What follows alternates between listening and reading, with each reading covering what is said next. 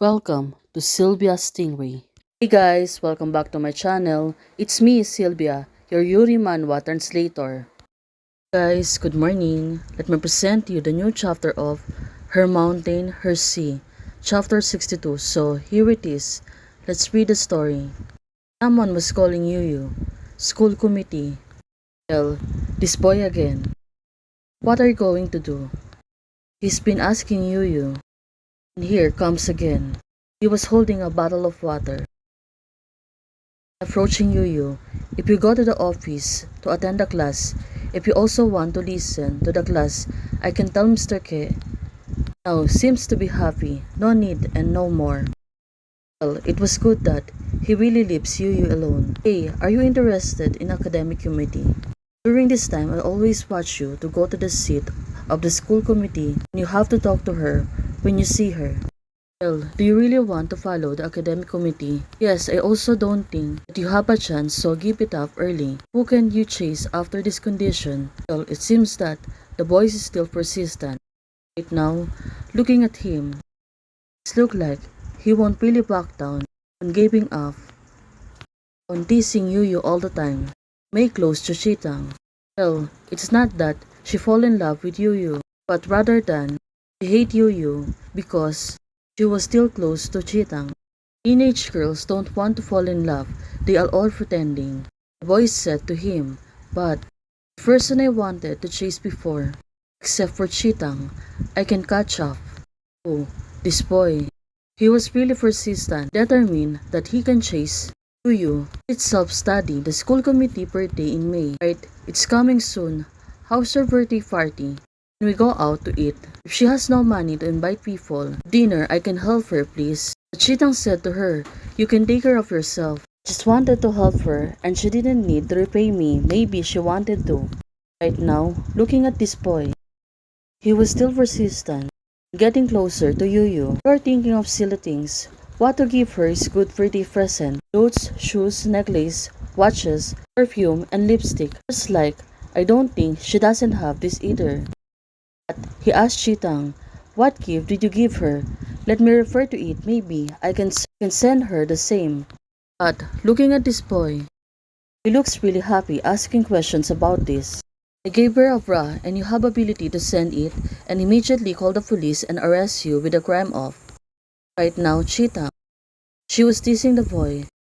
But it seems that the boy, of course, she cannot do that to her. Why did you give it to her? Right now, he seems to be surprised. Of course, Chitang really needs it. Because of lacking of materials, Chitang, she really want to help Yuyu. But later, there's someone who is disturb me for self-study. It's very noisy. You can put the name on it. Oh, right now, she's been tricked by Chitang. Xinhua, hurry up and go back to your own position. Squad leader, other people are also sitting in their own position. Why did you just care about me? Right now, Meng Xinhua, he stood up. And it seems that he really don't want to back down. Looking at this boy, he was really good for nothing. Came into transfer on the school. Suddenly, he put a letter out. Well, it turns out it was a love letter. Right now, he put down to the table of Yuyu. Since Yuyu was not there, of course, everyone looked surprised. Is this a love letter Meng Xinhua gave to Yuyu? No, it's really made Chitang tell it. Meng Xinhua really wants to chase after you. He is really sick. Well, the three girls really talking aloud. Quickly, open it and see what's written. It's for Yuyu, not for me. I'll take it apart and see what. It was you who dismantled it and Yuyu would never mind. Just wait for it until Yuyu came back. That letter Meng Xinhua gave, just let it go. Right now, Chitang said to her. But looking at Yuyu, seems to be she was really not interested. But she wanted to read the letter. Well, that boy, he was really crazy. Now, he was really festering Yuyu and Chitang non-stop. His tricky stance. After hearing with Chitang, right now, Yuyu sit down and want to read it. Now, looking at Chitang, she looks really curious. Why Yuyu suddenly read the letter? Such an old love letter. Turns out the love letter, Yuyu shown it to Chitang. Chitang said it was a copy from the internet. Copy it directly on the internet. He is really shameless. Just write his name. You think that is putting this kind of thing in the trash can? Well, Chitang, to her surprise, she really stood up and said it was really poisonous. Now, she was agreed that Yuyu will give it to the teacher. So Meng Xinghua really scolded by the teacher. Well, after a few hours, Meng Xinghua followed me to the office. Teacher went to the room, then asking Meng Xinghua, go follow her. Well, seems that classmates really worried now. Meng Xinghua was called away for 2 classes. What's happened? I heard it was. Well, they really fussed. Suddenly, Meng Xinghua right now came through. Deserve it. Let him go. Flirt with us, that is bad. Meng Xinghua is back. Classmates said to them. Well, this boy, Soph, he can really learn his lessons. Look at him. It's so trouble. All the classmates has been kept quiet, probably watching Meng Xinghua to came in.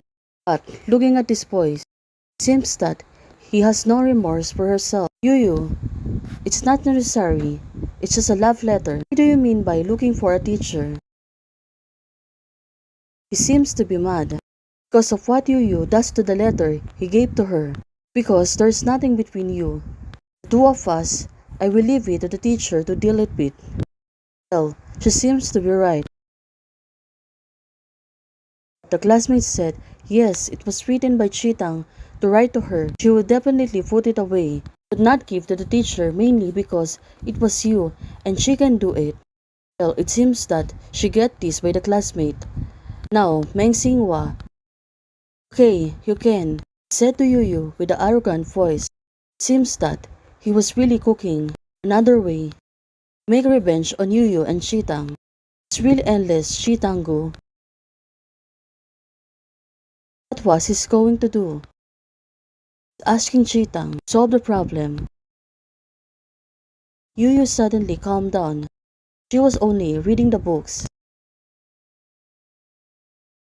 Well, this girl, she was really a bookworm who really likes to read. It was 2 days later, and Yuyu will go back to the dormitory.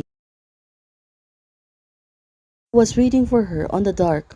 Well, it seems that it was really wrong right now. Meng Xinghua suddenly grabbed her. What is he going to do with Yuyu? Why suddenly he waited for her for so long? Meng Xinghua grabbed her on the dark. Turns out Meng Xinghua said to her, do you know what I want to say to you, Yuyu? Looking at this man. Now, he became darkness. Well, let's hope. He won't harm Yuyu. There is no more trouble for Yuyu. Hey guys, thank you for watching. If you like the video, please don't forget to like, share, and subscribe. And do comments and turn on the notification bell to keep you posted on my daily updates. Bye!